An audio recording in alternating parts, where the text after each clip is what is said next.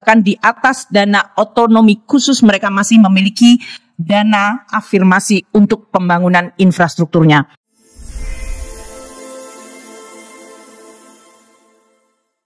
Untuk membangun salah satu resiliensi kita harus memiliki fondasi yang makin kuat.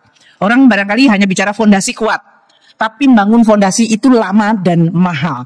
Infrastruktur yang kita bangun selama 10 tahun dengan anggaran yang terus kita jaga meningkat, dari 157 triliun di awal tahun 2014, kita terus-menerus menjaga dengan angka antara 300 hingga 450 triliun dan menghasilkan berbagai capaian dari mulai jalan nasional yang meningkat, jembatan, jalur kereta api, pembangunan bandara 21 lokasi di tahun 2024 target, dan setiap tahunnya kita selalu membangun antara 10 hingga 20 pembangunan bandara.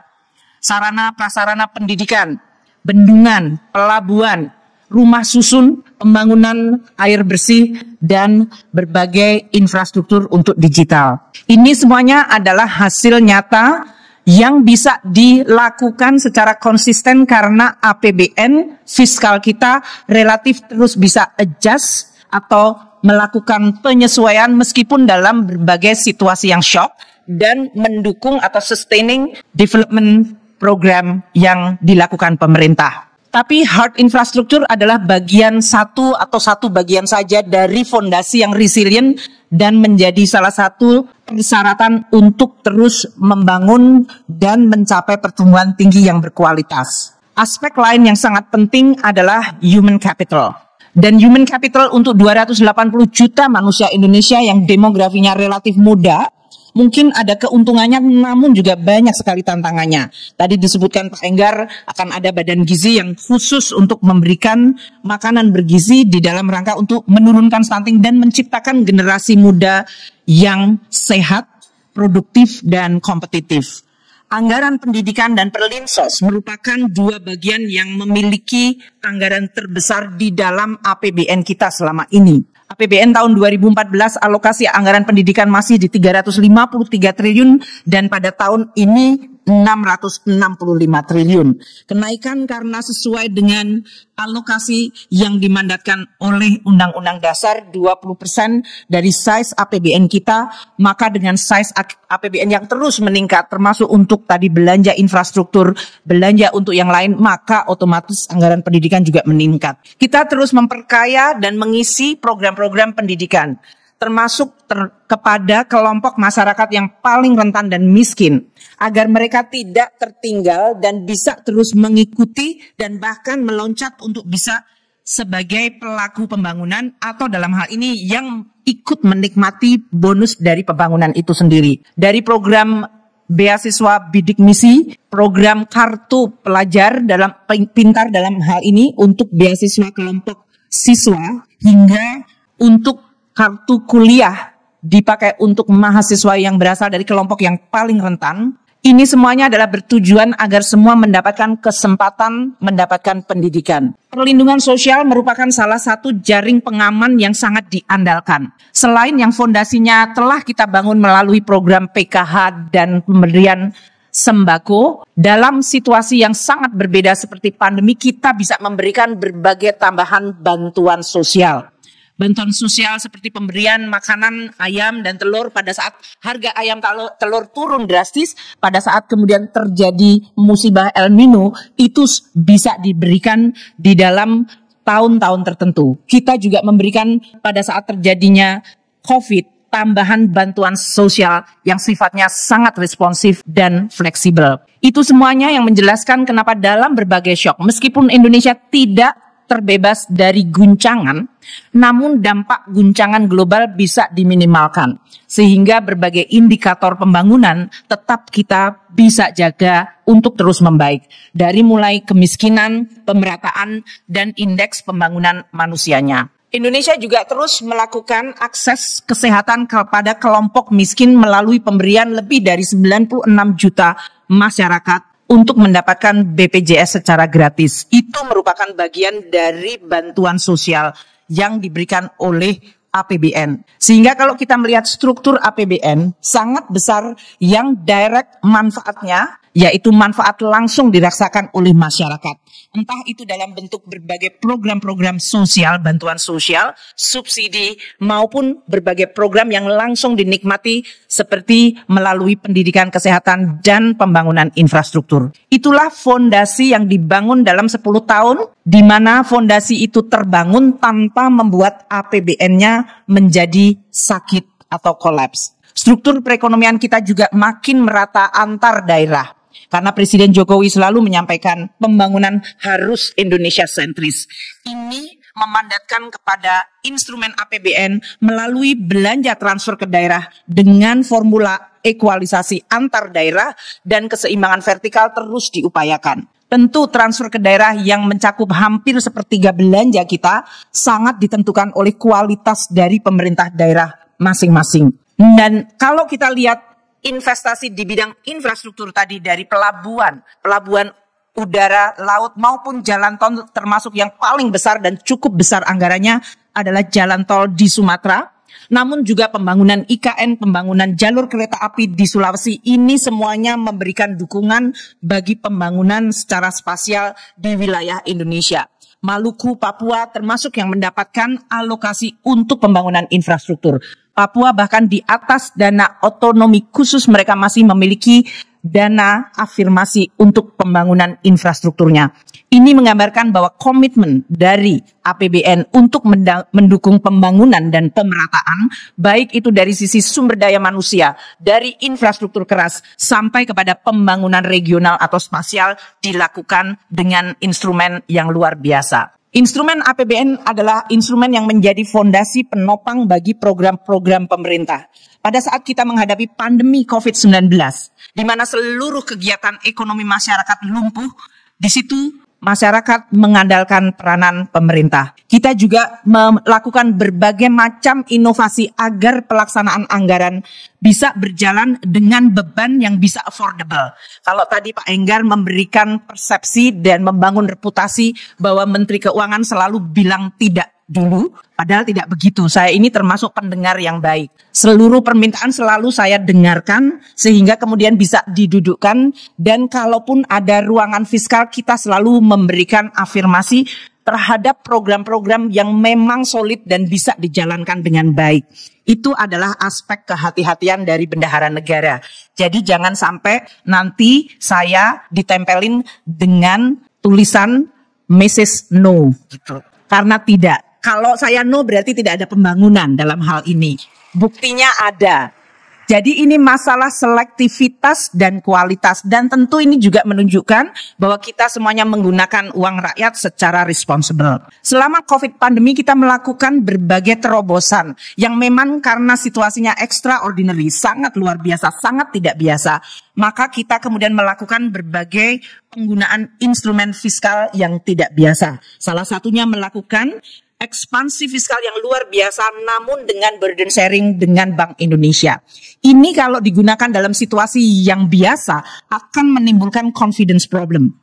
Karena pemerintah kemudian dilihat melakukan monetisasi defisit secara gampang dan bisa menimbulkan dampak inflatuar. Namun kami dengan Bank Indonesia seperti tadi yang disampaikan oleh Bapak Presiden melakukan komunikasi secara hati-hati dan konstruktif dan juga transparan kepada seluruh pelaku pasar dan masyarakat termasuk kepada politisi. Sehingga kita bisa mendesain dan mengkonstruksikan sebuah effort yang luar biasa namun tetap prudent dan memiliki kredibilitas yang terjaga. Indonesia termasuk negara sedikit sekali negara di dunia ini yang mampu melakukan konsolidasi fiskal pasca pandemi hanya dalam waktu 2 tahun. Itu tidak terjadi di banyak negara. Orang sering menganggap bahwa shock itu karena sudah lewat, ya sudah, itu dianggap sudah berlalu. Tapi scarring efeknya itu terjadi sangat dalam. Kita lihat pertumbuhan ekonomi Indonesia disrupted pada saat pandemi, kita mengalami penurunan. Namun Indonesia relatif bisa menjaga kontraksinya relatif dangkal atau kecil dan reputasi untuk recovery-nya termasuk yang tercepat. atau tersingkat. Indonesia juga relatif resilient seperti tema dari pertemuan hari ini disebutkan karena kita mampu untuk terus mendorong tadi investasi untuk hilirisasi yang menciptakan penguatan pada struktur ekonomi kita. Dan juga menciptakan external competitiveness neraca pembayaran. Saya berdiri di sini di depan dua orang yang pernah memegang portfolio Menteri Perdagangan, Pak Enggar dan Bu Mari.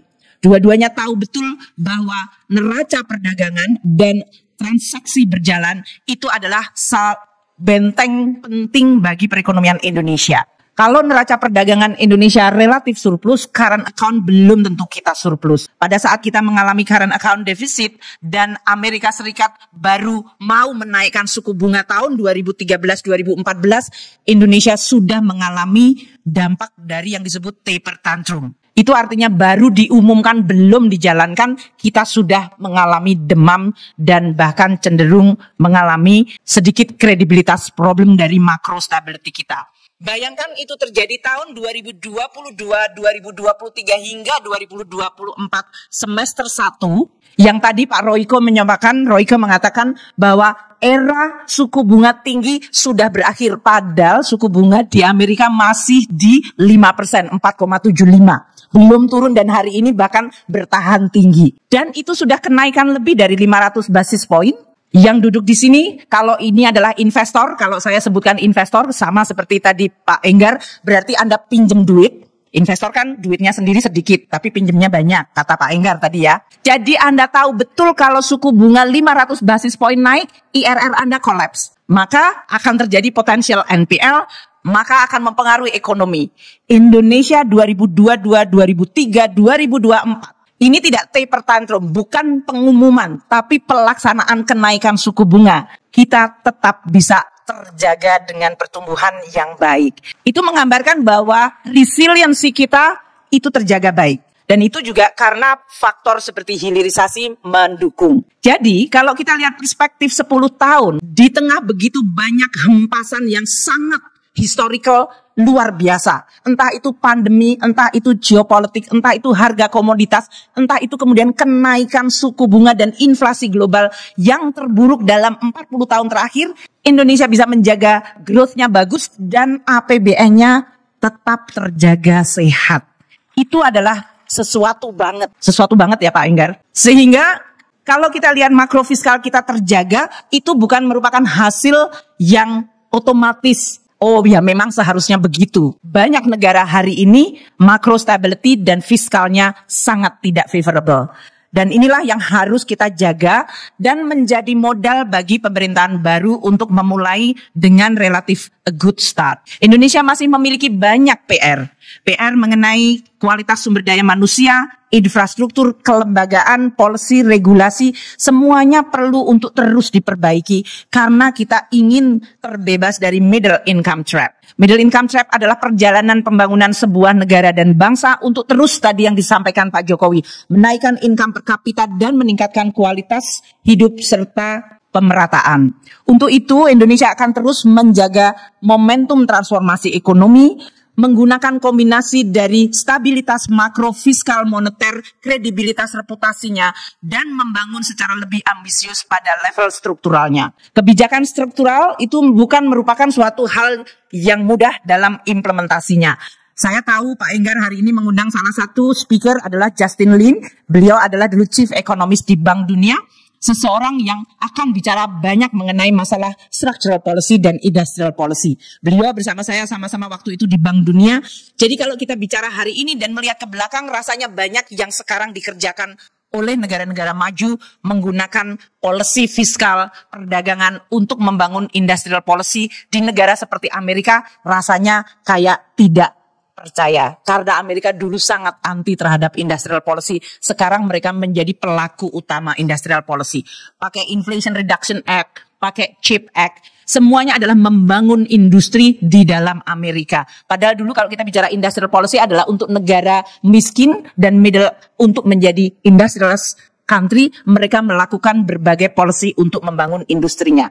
Itu yang dilakukan oleh kita melalui hilirisasi dan berbagai kebijakan afirmasi untuk memperkuat sektor manufaktur maupun sektor-sektor pertanian dan juga dari sisi pertambangan serta kelautan. Nah, tantangan ini akan terus kita hadapi, sehingga kita perlu untuk terus menjaga momentum perbaikan dan kredibilitas yang sudah dibangun dan dijaga menjadi modal bagi pemerintahan baru. Dari sisi global, kita akan terus melihat ketidakpastian yang tadi sudah disampaikan oleh berbagai pembicara terdahulu. Ini adalah suatu situasi yang kita at least telah punya pengalaman. Kalau kita bicara tentang higher for longer, kita survive di 2022, 23, 24. Inflasi tinggi, suku bunga tinggi di Amerika, di Eropa, bahkan di Jepang yang dulu selalu terkena deflasi, sekarang dia menikmati inflasi. Dan di sisi lain terjadilah shifting dari policy di negara-negara maju. Makin inward looking, makin proteksionis, dan ini menciptakan fragmentasi global. Seperti tadi disampaikan oleh Bapak Presiden dan bahkan oleh Gus Miftah. Kalau kita optimis adalah melihat tantangan dengan kacamata sebagai peluang.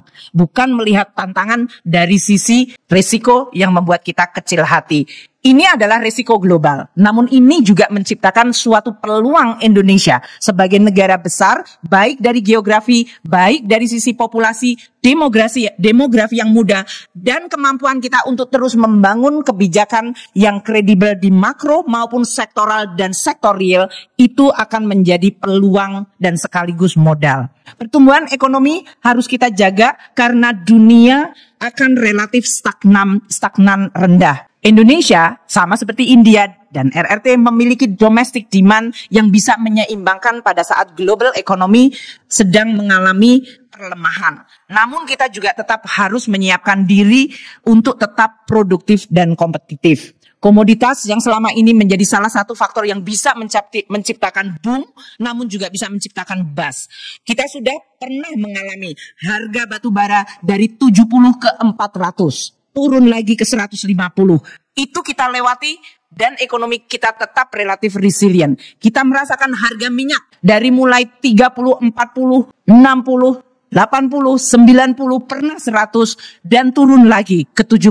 Sekarang naik lagi karena suasana di Middle East. Itu semuanya menggambarkan roller coaster dari harga-harga komoditas yang kita harus menjaga. Tidak dari sisi shocknya bisa kita kuasai karena kadang-kadang berasal dari totally external, namun dampaknya ke ekonomi kita bisa dan harus diminimalkan. Sehingga momentum itu tetap bisa terjaga. Dari sisi pertumbuhan ekonomi global yang cenderung melemah, terutama di Amerika mungkin relatif resilient, Eropa, Jepang, atau dalam hal ini the second largest economy RRT, kita perlu untuk melihat secara tajam apa peluang yang bisa kita lakukan. Nah, dalam konteks ini kami yang diminta untuk menjaga transisi, tadi disampaikan oleh Bapak Presiden Jokowi berkomunikasi dengan Presiden terpilih untuk bisa menyiapkan APBN 2025 sebagai tahun pertama dari Presiden terpilih. Dan ini kemudian menjadikan kami terus melakukan komunikasi apa program-program dari Presiden Wapres terpilih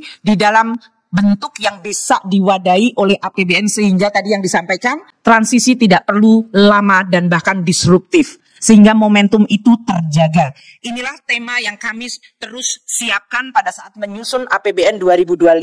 Transisi yang efektif, keberlanjutan, penguatan, dan akselerasi, dan APBN tetap terjaga baik. Untuk itu, pembahasan dengan DPR telah mencapai kesepakatan mengenai postur APBN kita. Dengan asumsi makro yang kadang-kadang 1 minggu, sebulan sering berubah. Namun kita tidak bicara mengenai bulanan atau mingguan. Kita bicara relatively di dalam tren medium term. Pertumbuhan ekonomi di 5,2, inflasi 2,5%, nilai tukar di 16.000, yield dari 10 tahun SBN kita 7%, harga minyak 82, lifting minyak 605, dan lifting gas 1.005.000 barel. Pak Enggar ingat sekali pembahasan asumsi makro waktu beliau ada di Badan Anggaran. Jadi ini sebetulnya memutar kembali memori beliau. Postur APBN 2025 telah kita sampaikan dan telah ditetapkan oleh DPR menjadi undang-undang. Di mana dari sisi penerimaan negara 2.996,9 triliun. Nyaris kita mencapai 3.000 triliun dan ini adalah rekor terbaru dari penerimaan negara. Mencapai mendekati 3.000 triliun. Di mana penerimaan pajak, bolehlah ditepuk tanganin, susah loh ngumpulin pajak. Kalau gampang ya tidak perlu tepuk tangan. Dari penerimaan pajak, bea cukai dan PNBP kita terus desain secara di satu sisi cukup ambisius tapi juga realistis sehingga bisa menjaga momentum pertumbuhan ekonomi di satu sisi, namun di sisi lain mampu mencukupi kebutuhan belanja dari program pemerintahan baru. Belanja negara mencapai 3.613 triliun di mana belanja pemerintah pusat mencapai 2.693 triliun dan transfer ke daerah 919 triliun rupiah.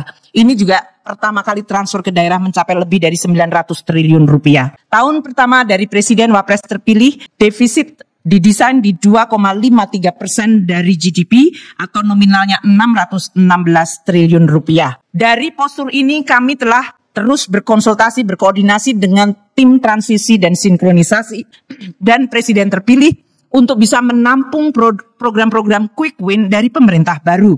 2025 orientasi dari Presiden terpilih makanan bergizi yang nanti Bapak Kepala Badan Gizi Nasional akan menyampaikan 71 triliun telah dialokasikan. Di atas itu masih ada program-program yang Presiden terpilih telah memberikan arahan seperti pemeriksaan kesehatan gratis 3,2 triliun, pembangunan rumah sakit berkualitas di daerah ini on top yang sekarang sedang diakselerasi oleh Menteri Kesehatan yang sudah melakukan upgrading banyak sekali rumah sakit di daerah, di mana rumah sakit tipe D akan di-upgrade menjadi tipe C dan juga untuk penuntasan penanganan tuberkulosis. Ini program di Kementerian Kesehatan yang merupakan program prioritas oleh Presiden terpilih. Di bidang pendidikan di luar yang terus berjalan, Presiden baru ingin agar renovasi sekolah bisa dilakukan secara terkoordinasi dan termonitor, maka alokasi 20 triliun untuk memperbaiki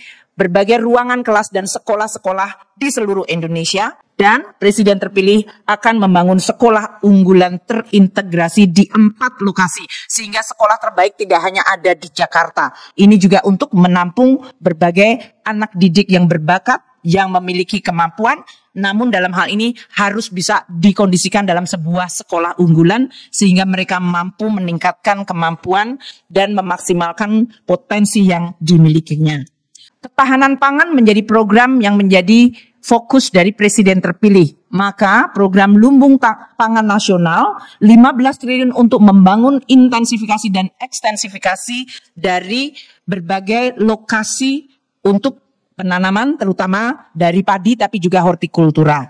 Dalam hal ini menteri-menteri dan kementerian yang sudah ditunjuk menjadi pengampu dari program-program unggulan. Di luar ini kita masih bicara mengenai bukan dari sisi alokasi tapi policy support fiskal, apakah itu menggunakan tax holiday atau tax incentive baik untuk transisi energi hijau maupun program di bidang perumahan. Perumahan kita termasuk yang konsisten di bawah Presiden Jokowi untuk terus memberikan dukungan terutama bagi masyarakat berpendapatan rendah. Untuk mencapai dan menjaga momentum pertumbuhan, sumber pertumbuhan baru harus terus ditingkatkan. Maka berbagai program untuk mendukung ekonomi digital, termasuk dari pembangunan payment system, ekonomi dan ekosistem startup, serta perbaikan dari sisi kesempatan usaha. Kita juga mendorong UMKM di dalam negeri. Program yang sudah ada akan terus diperkuat, afirmasi terus akan dijaga. Ini konsekuensi dari APBN-nya juga cukup besar. Dari mulai UMI sampai kepada program Mekar, program kredit usaha rakyat yang memberikan afirmasi dari mulai nelayan, petani hingga pekerja migran di Indonesia itu akan menjadi program yang akan diteruskan dan diperkuat. Kita telah menyelesaikan Undang-Undang P2SK. Ini adalah salah satu signature structural policy dari sisi legislasi untuk pembangunan sektor keuangan. Di sini telah dibangun fondasi peraturan. Tentu implementasinya akan dijalankan di bawah pemerintahan baru sehingga sektor keuangan tidak hanya perbankan tapi lembaga keuangan non-bank bisa dibangun makin kuat. Asuransi, pensiun, pembiayaan. Itu termasuk masalah cryptocurrency dan juga berbagai macam program yang mentransformasikan Indonesia ke depan seperti carbon market atau capital market yang mengakomodasi perdagangan karbon. Pembangunan ekonomi hijau selain energy transition yang sudah dimulai zaman Presiden Jokowi akan terus menjadi fondasi bagi kita untuk membangun terutama energi renewable. Dan hilirisasi tadi yang telah disampaikan Presiden Jokowi akan menjadi fokus untuk terus diteruskan untuk kita mampu meningkatkan Indonesia. Jadi Ibu Bapak sekalian, yang tadi telah disampaikan oleh Presiden bahwa transisi ini melalui proses komunikasi dan koordinasi yang berjalan relatif baik. Saya sebagai Menteri Keuangan tentu merasa terhormat dan juga privilege untuk bisa membangun dan membantu fondasi transisi ini agar bisa berjalan secara mulus dan aman dan menciptakan juga kredibilitas bagi pemerintah baru agar bisa memulai pemerintahannya dengan kuat dan tentu fokus menjalankan program-program prioritas. Ini adalah bagian dari proses demokrasi kita yang sehat dan kita berharap dengan terus adanya koordinasi komunikasi yang baik, dengan tetap berkomunikasi dan transparan kepada publik, kita bisa mewujudkan Indonesia sebagai negara maju dan sebagai tujuan investasi, sehingga Indonesia betul-betul menjadi pelaku ekonomi yang diperhitungkan seperti tadi yang telah disampaikan oleh Presiden Jokowi. Demikian yang bisa saya sampaikan. Terima kasih atas perhatiannya.